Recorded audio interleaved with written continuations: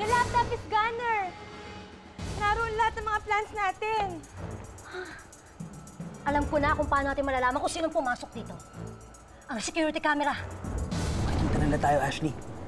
Wala tayong choice. Kailangan natin silang harapin. Wala tayong armas. Bahala na. Ay, alam ko na. Ha?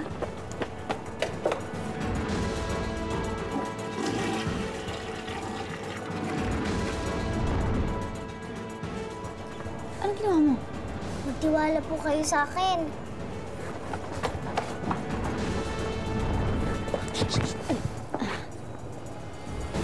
Ano?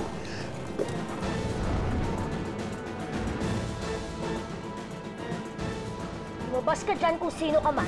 Kung ayaw mong pasabugin ka namin! Wag po!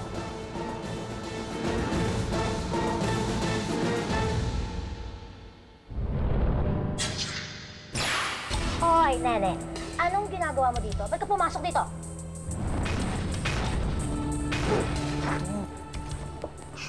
Lintik ka, Castor. Pag may nangyari masama kay Angela, tatalupang ka talaga ang anit mo. Relax ka lang. Nakita ko kung paano tinuruan ni Dory yung batang yan. Lahat ng techniques alam niyan. Parang Little Lupin. Kumingay. Siguraduhin mo, siguraduhin mo lang. Nabibigpitan ko sa akin. Krista. You talaga. Can you see? She was a kid. Stop kidding, you kidder. Hey girl, what are you doing here? Sorry po. Hindi ko naman po gustong manggulo. Wala po kasi akong matuluyan. Nilalamig po ako sa labas, kaya tumuloy po ako dito. Ay. Ow! Hindi ka naman bad, di ba, little girl? Hindi po. Mabait po ako. See, sister, she's good naman pala eh.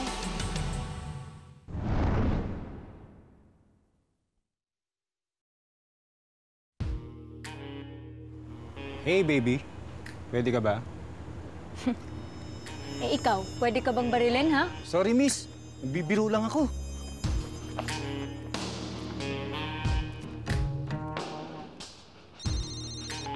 Hello? Krista? O, anong nangyari dyan sa poker house? Wala naman. Meron lang ditong bata. Nakibanyo lang. Ano? Bata? Eh, akala ko ba nanakawan tayo? Eh, andyan pa naman lahat ng gagamitin natin para sa heist bukas. Hindi. Okay lang kami. Wala naman nawala. Yung disco ball at saka yung laptop kung nasan yung mga plano natin. Yun lang naman ninakaw. Hello? Krista? Hawakan mo yung bata na yan! Ako magnanakaw yan! Ouch! Ouch! Ay, Mary, ang tanga mo talaga! Ay, ano ka ba? Nakakapa ko, no? Mary! Ha? Walang tao, Mary! Wala! Wala nga. Look, oh. May trio alas dito. Minggoy! Minggoy, huwag kang bibitaw, Minggoy! Hindi na ako magtatagal. Pero makinig ka, Andre. Kailangan mong malaman ang totoong nangyari bago ako matuluyan. Nung araw na yun nagsimula ang lahat nang may madiskubre kaming madilim na sikreto.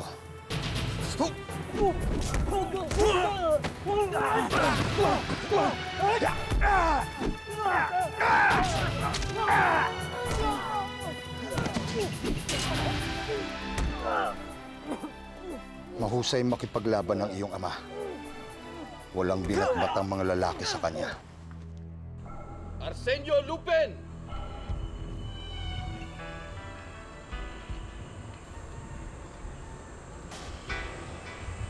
Mayor Santiago?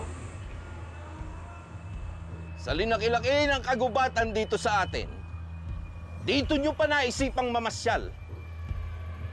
Hindi ko na kayo haayaan pang mabuhay sa natuklasan nyo. Bakit? Ililibing nyo kami sa mass grave ninyo? Kalaban lang ang inililibing. Nasa sa inyo yun. Kalaban ba kayo o kaibigan? Mayor! Mayor Santiago, matagal na ho sumusuporta sa inyo ang pamilya Apacer at Lupin. Magkaibigan tayo dito. Hindi! Hindi! Sinira niyo na ang tiwala rin namin sa inyo. Wala kaming kaibigan na katulad ninyo. Kalaban ng mga kagaya ninyo, halang ang kaluluwa. Maling sagot, Arsenio.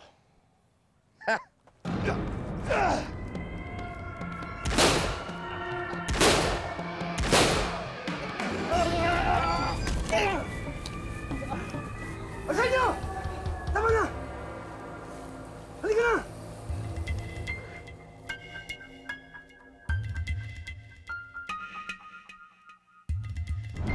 Anong gagawin natin ngayon, Arsenio?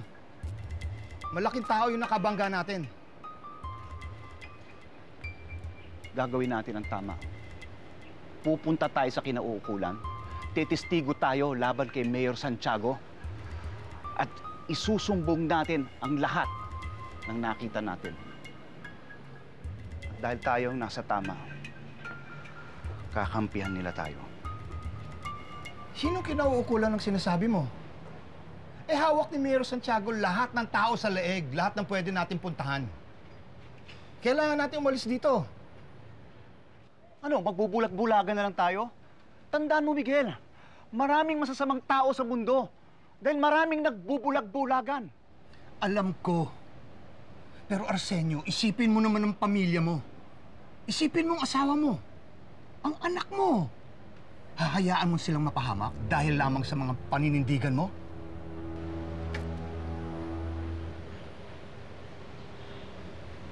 Mag-isip-isip ka, Arsenio.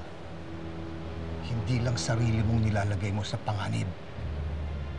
Hindi madaling piliin ang tama. Madalas pa nga, mas mapanganib ito. Pero dahil sa anak ko, gagawin ko yon para lumaki siyang ginagawa ang tama. Bahala ka. Sana tama ang desisyon mo. Matigas ang ulo ng iyong ama. Alam naming hindi magtatagal. Gaganti sa amin si Mayor Santiago. Pero hindi naming inaasahan na ganun kabilis. Sige lang, anak.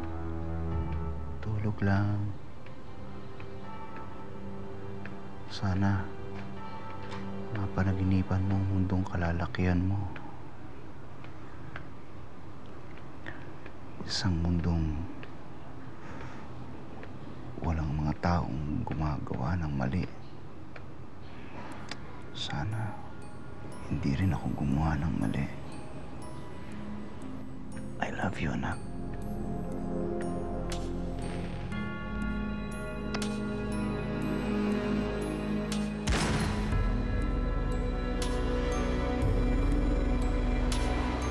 Tago ka na, tago. Sige na, diyan ka lang ha, diyan ka lang.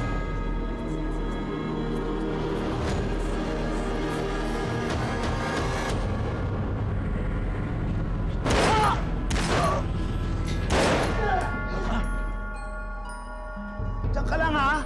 Huwag kang aalis dyan ha. Hanapin ko na mami mo. Diyan ka lang ha. Tago ka lang dyan. Nak, tago! Sa ilalim ka lang!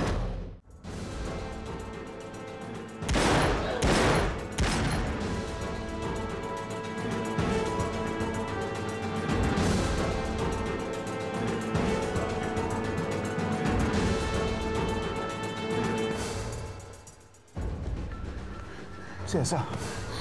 Tessa. Sir, ang dami nila. Bigla silang dumating. Wala kaming nagawa. Sinong gagawa ng ganito sa atin? Mga demonyong traidor. Nasaan si Mamo? Nasa likod, sa may kusina. Tinatago ni Pedring. Tessa, puntahan mo si Mamo. Kunin mo siya. Pagkatapos kunin ninyo si Andre sa kwarto. Ha? kayo? Hindi, ako na bahala dito. Ako na bahala. Ha? Kunin mo si Ma'am. Umalis kayo. Tumakbo kayo. Si Andre. Ha? Mag-ingat kayo. Pupunta kayo ng Maynila. Ha? Tapos hahanapin ninyong kaibigan ko. Si Moon Raven. Moon Raven ang pangalan niya. Ha? Sige. Umalis na. Dalihan mo. Umalis ka na.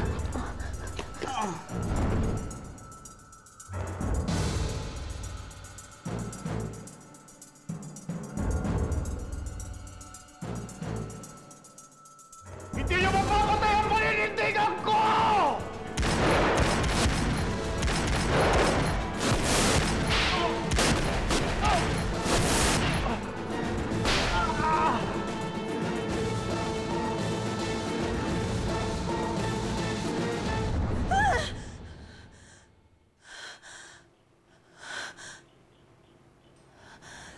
Master Moonraven. Nananaginip ka na naman ng masama, Cecilia.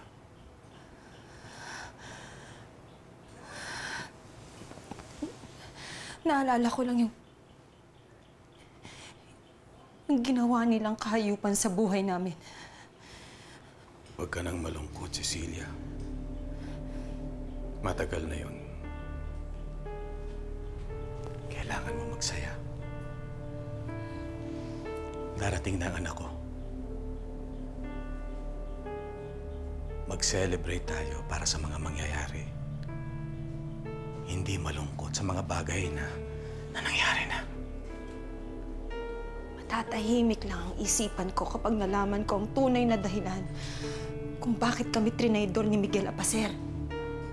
Kung nasaan talaga ang anak ko. Nung matapos ang malagim na nangyari sa pamilya mo, na-set up na ako. Akong napagbintangan. May pakana sa nangyaring massacre. Patayin mo na sa limot ang mga tanong mo. Mag-umpisa kang muli ng bago. Paano? Paano, Master Moonraven? Paano?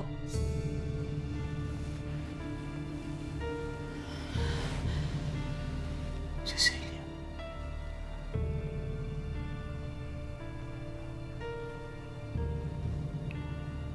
Mahalin mo ako, Cecilia. Oo. Kaya kita kinugkop, Cecilia, dahil kay Arsenio. Pero, Cecilia, may mas malalim pa ron. Ang wagas kong pag-ibig sa'yo.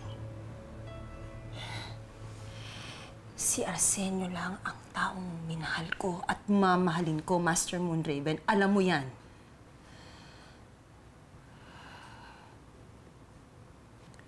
Cecilia, may balita akong nakuha mula sa Isla Muerte.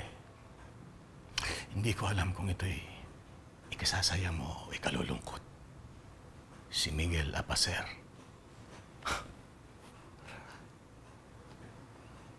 Patay na siya. Namatay siya kasama ng magnanakaw na si Lupin.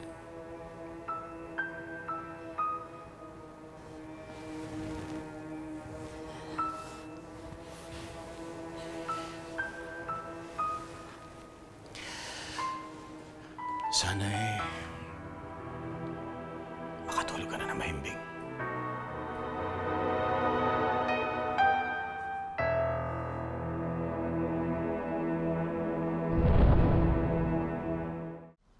Pero dumating ka, Andre. At ikaw ang maglilinis sa pangalan ko. Ibabalik mong nawalang dagal ng pamilya mo. Igaganti mo kami ng ama mo. Wala akong kinalaman sa nakaraan mo. Hindi ako si Andre. At may mga problema pa akong dapat ayusin. May mga tao pang dapat magbayad sa akin dahil sa nangyari sa akin. Sana nga tatay ko ang sinasabi mong tatay ko. At hindi si Duroy. Sana nga isang tulad ni Arsenio ang naging tatay ko. Miguel. Makinig ka, Andre. Hindi na ako magtatagal. Hanapin mo ang laboratorio ko. Yung lumang laboratorio ko. Doon ko magsisimula. Hanapin mo ang vault. Doon mo malalaman kung anong dapat mong gawin.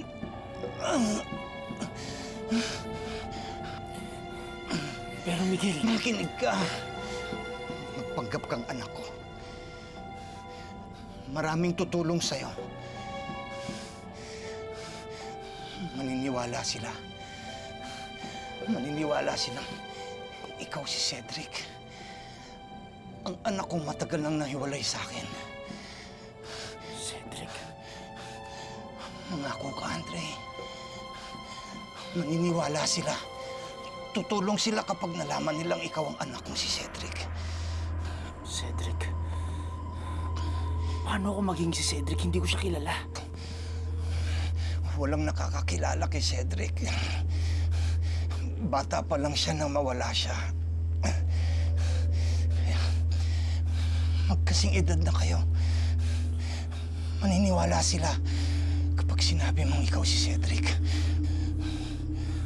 Ipangako mo, Andre, na gagawin mo yan. Bago ako mamatay. Mangako ka. Lilinisin mo ang pangalan ko. Ibabangon mo ang dangal ng pamilya mo. Mangako ka, Andre. Sige, Miguel. Nangangako ako, gagawin ko. Salamat, Andre.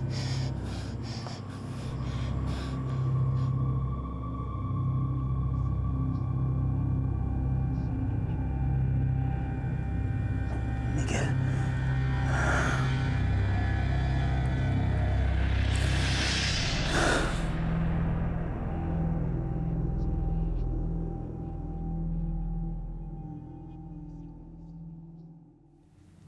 Good night, Dad.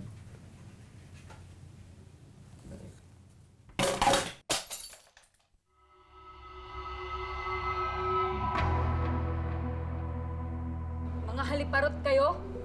Eh, anong gagawin niyo kung wala ako? Aha! Alam ko na kung sinong nanggaling dito. It's true, is Ashley? Nasa kanya ang mga plano natin. Siguradong aagawin niya sa atin ang heist bukas. Eh di good. At least magkikita-kita tayo. The more, the merrier. Nakalagay dito ang plano ng mga pokers. May heist sila bukas sa isang bangko. Kung meron akong planong gantihan sila at isahan, bukas yan. So, anong plano? May 3 levels ang Yamanako Bank. May receiving area kung saan ginagawa ang maliliit na transaksyon. Ang 2nd level ang mga special guests. At ang 3rd level, nandun ang vault na titirahin ng mga pokers. Matagal ng plano ng mga pokers ang heist na to. Ayon dito sa file sa computer, magpapanggap na empleyado ang isa sa mga pokers.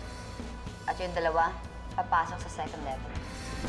Kapag nasa loob na ang 3 sa 2nd level, gugulatin nila ang mga tao and will declare a straight hold-up. Get all done on the floor! Tsaka sila papasok ng 3rd level, kung saan kailangan nila ng bomba para mabuksan ang safe.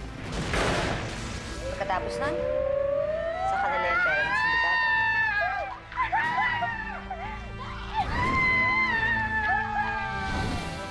Pero ayon sa file sila dyan, hindi sila nakakuha ng bomba. So, paano nila bubuksan ang pintuan ng vault? Naalala mo ba yung huling enkwentro natin sa kanila? Kinuha natin yung pera nila na pambili sana nila ng bomba. Malamang kung wala silang bomba, tama ka. Baka takutin nga lang nila yung manager. Ikaw ang manager para dito, buksan diba? sa kanila ang vault. Halika, sumunod ka! Bilis!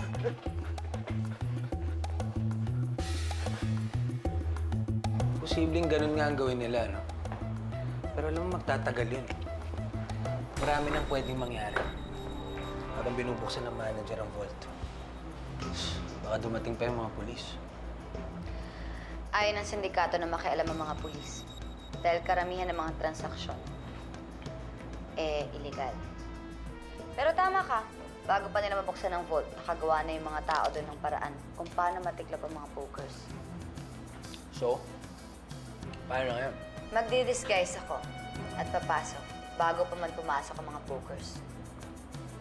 At pagdating ng mga pokers sa 2nd level, magpapakilala ako sa kanila dala ang bomba na kailangan nila para sa vault. Ito ba kailangan niya, mga poker? Ibibigay ko ito sa kanila kapalit ng pagtulong nila sa atin. Ang galing-galing mo talaga. Laban kayo. Without you, we have nothing. But of course. Ayos sa plano mo. Pero wala sa plano nila ang exit. Paano yun? Yan pa ang isang butas na kailangan natin punan. At ikaw ang gagawa nun. May construction ng isang waterway na malapit sa bangko. Konektado ang waterway na yon sa isang pipe na dadaan sa bangko. At gagamitan mo ng bomba para mabutasan ang sahig ng bangko. At yun ang magiging exit point. Solid. Astig ang plano mo. Teka lang. Paano yung getaway natin? Importante yun. Baka pwede natin magpakanbangan yung batang yan. Tanga ka talaga. Hindi pwede si Angela, no? Basta meron akong kilalang unggoy. Marunong mag-drive. Pambirang buhay to. Ang igi-igi ng buhay ko sa Baguio. Pinababa nila ako dito para tulungan sila. Tapos ilalaglag din naman ako. Ako, lalo na yung Ashley na yan. Sobrang manlait. Akala mo kung sino. Napaka-user.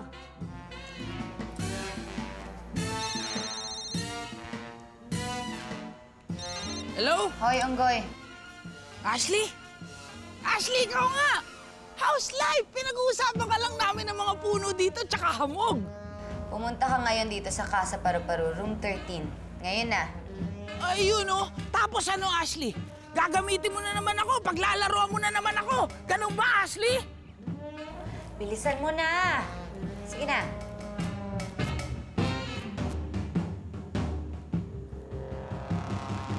Okay lang. Si Ashley naman to eh. Basta sa'yo, Ashley. Love you! Parang-paro. Hotel? Room 13. Here I come!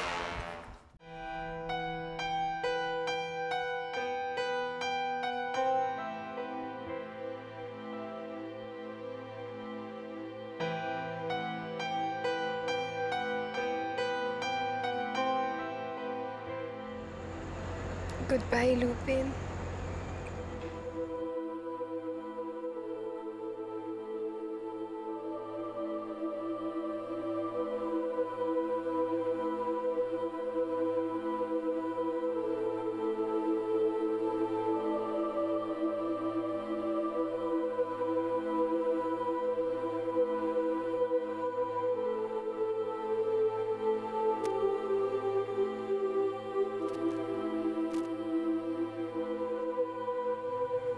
Paalam, Miguel Apacer. Hindi ko makakalimutan ang lahat ng sinabi mo sa akin.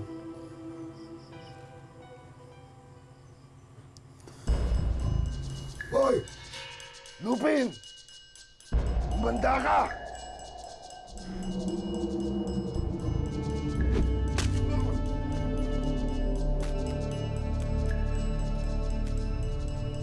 Hindi kita malalabas dito kung manggugulo ka.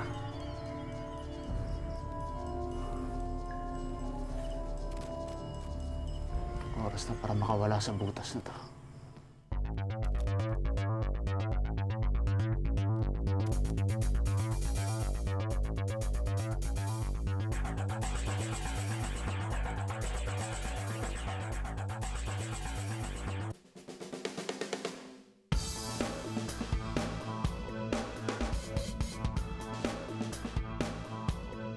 Andito na sila.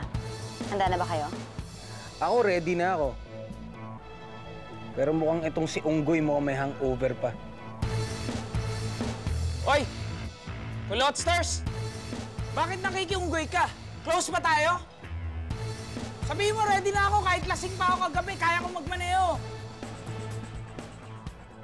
Ready na daw kami. Okay, let's party.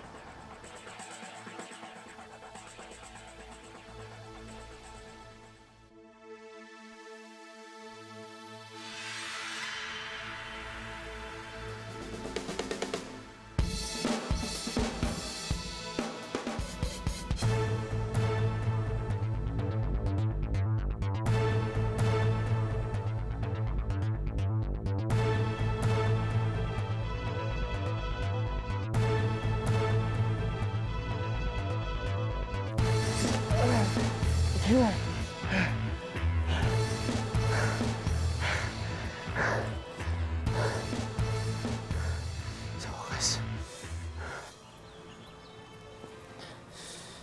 Sa wakas.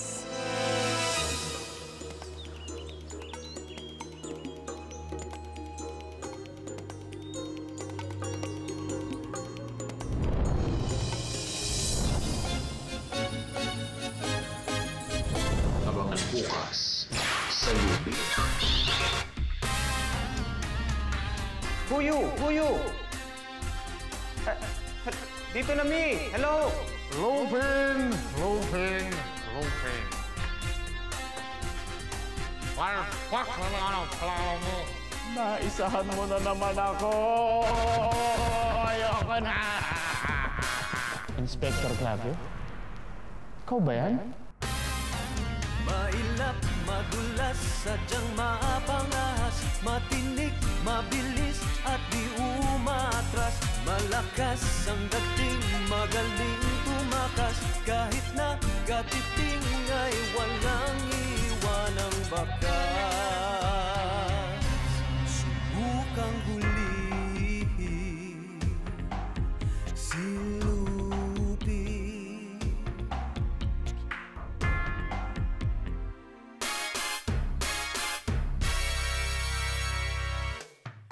May angkin kang taglay na sino may di papantay.